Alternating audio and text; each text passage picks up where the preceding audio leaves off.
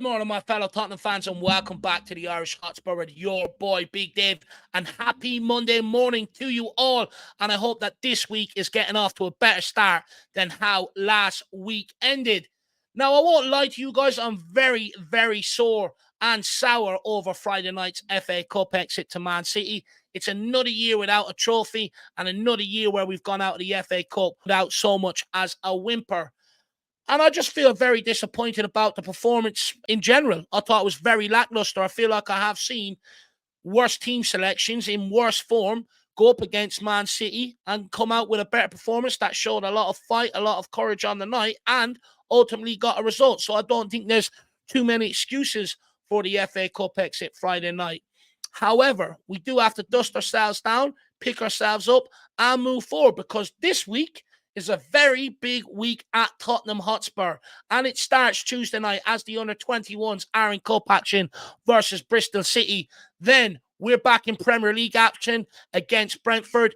Then Thursday is transfer deadline day. And then on Saturday, we are back in action as we travel to Goodison Park for the 12:30 kickoff as we take on Everton again in the Premier League. But before I get into what I'm actually here, which is to update you guys on how our loan players have got on at their temporary homes over the weekend, I want to know in the comment section below, are you as sour about the FA Cup exit as I am?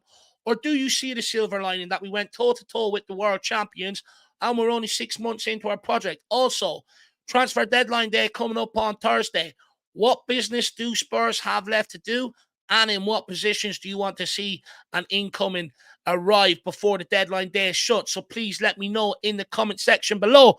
But let's get straight into it and let's find out how our players have got on loan this week. And we do start with Ashley Phillips, who played 85 minutes for Plymouth in their 1-1 draw with Leeds United at Ellen Road on Saturday. And I have to say, Plymouth done extremely well to get this to a replay, as they're battling relegation currently in the Championship while Leeds are going for promotion. So a very big result for Plymouth Argyle on the day.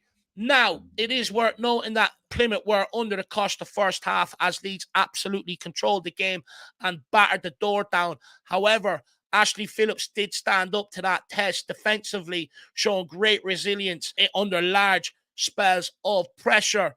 And he was eventually substituted on the 85th minute, where it looked like maybe he took a little bit of a knock or suffering from a little bit of cramp, and was taken off as Plymouth needed some fresh legs. Now, here are the numbers for Ashley Phillips in the Leeds game. 10 clearances, 1 block shot, didn't get dribbled past at all, making 6 tackles and interceptions with a pass accuracy of 78%.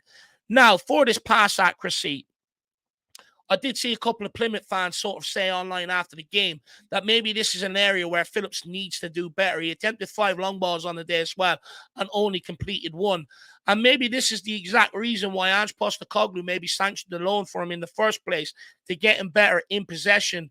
And because, as we know, at Tottenham Hotspur, that's very, very important for our defenders to be able to be comfortable in possession, but also have the answers if the options aren't there necessarily in front of them, to be able to play them long balls a bit further forward, a bit like what Romero does. So maybe an area that Ashley Phillips needs to improve on before he arrives back in the summer and become Tottenham's 4th choice centre-back. But his loan spell is going from strength to strength and putting another solid defensive display on the day.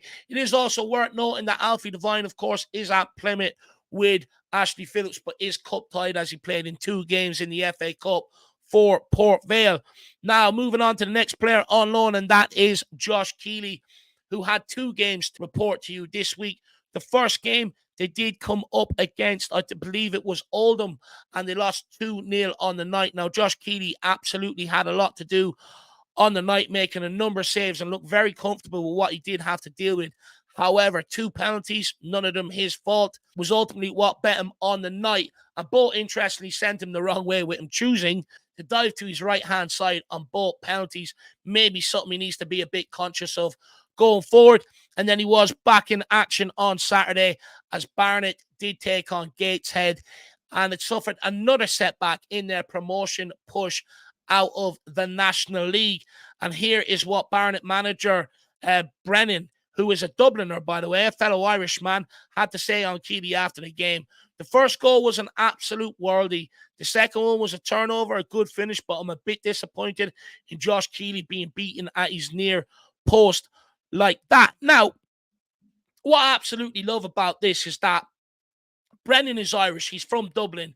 He's a fellow Irish man, and he will look out for Josh Keeley. And he's only saying this to maybe get the best out of him and help him improve so that he can really go on and fulfill his potential. I know it seems a bit harsh, but I do think it's ulterior motives behind it, like I sort of alluded to. But look, this is exactly why Josh Keeley is on loan, right? Is he was too good for under 21 football and need to go out on loan and get some first team action. And what that basically does is it sort of, especially your first few loan spells, it sort of exposes your weaknesses, areas that you sort of need to improve. And I think it's good for Josh Keeley because he can sharpen up his skills and make him a more polished all-round goalkeeper for his return to Tottenham Hotspur. Now, I've no doubt further down the line, come next summer, he'll probably be loaned out again, but further up the English pyramid until there is a time where he's good enough to come in and maybe stake a claim for first-team action. But it's a minor setback. But I have to say, from what I've seen around on the internet and stuff like that, Barnet fans are very, very happy with Josh Keeley overall so far since he has joined them.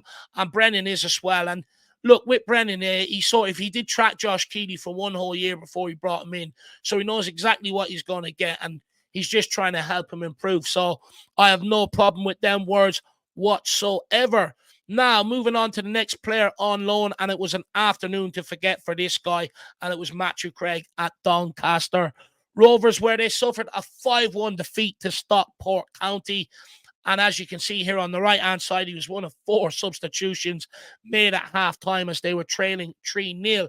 Now, Craig struggled to make an impression on the game on a thoroughly disappointing afternoon for Doncaster, and himself personally only having 10 touches of the ball, completing 7 of his 9 passes attempted, losing all 5 of his ground duels and aerial duels, giving away 2 fouls, and was dribbled past once. That side of the game for me is something that Craig was absolutely brilliant for the under-21s so far this season. So I think he'll be sort of very disappointed in that regard. And one thing I think the Doncaster manager wants to add to his game is going forward, which is goals and assists. And he failed to contribute in that regard as well.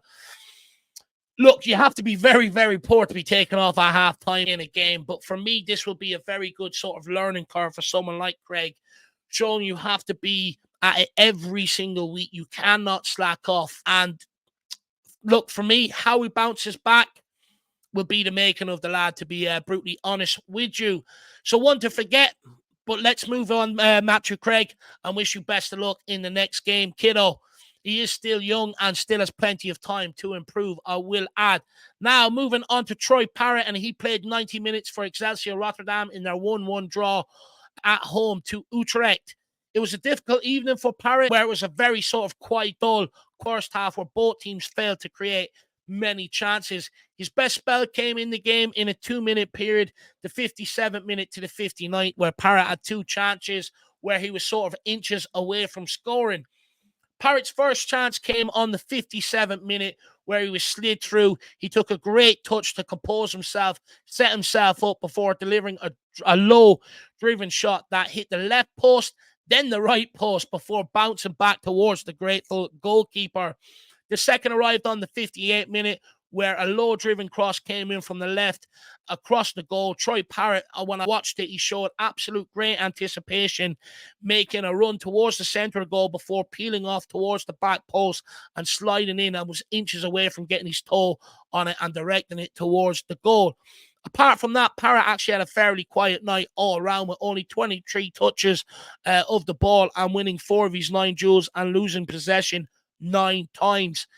That's 16 games, 6 goals and 3 assists so far for Parrott in Holland. In his loan spell so far, Parrott has shown he is clinical in front of goals and knows how to find a chance. However, on nights like this for Excelsior Rotterdam versus Utrecht, where maybe the chances are few and far sort of between, I do feel like that Troy Parrott has to start affecting the game more in other ways, in terms of link-up play, hold-up play, bringing others into play, stuff like that.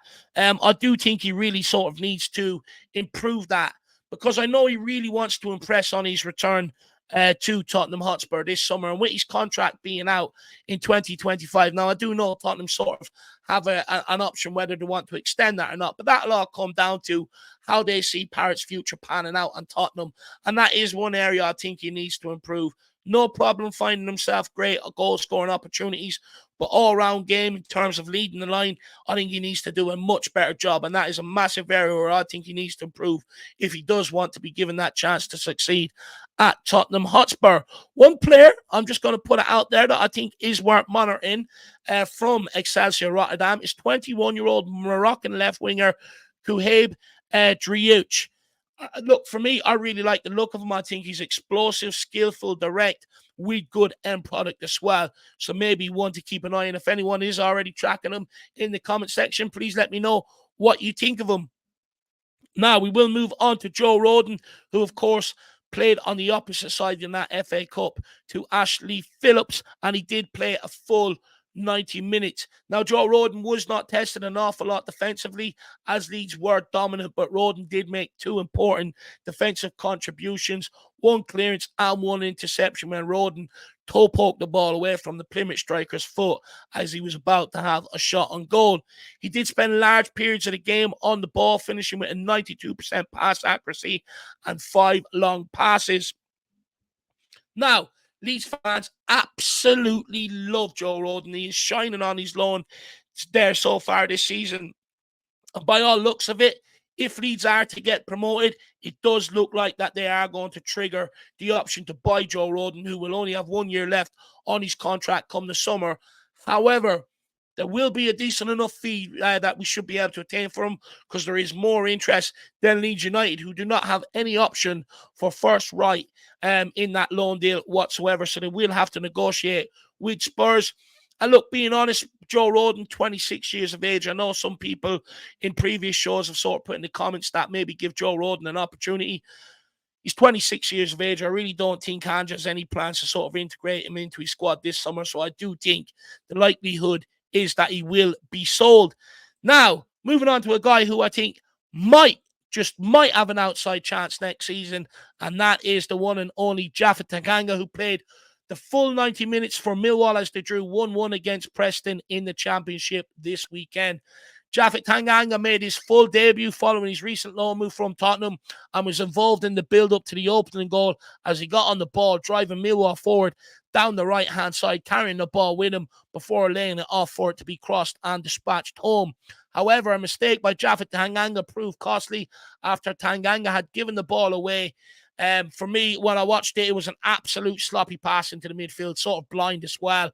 And it was an easy enough ball to play, in my opinion. It left Millwall exposed, where their midfielder picked it up, played Potts in, and he sort of put it past the keeper.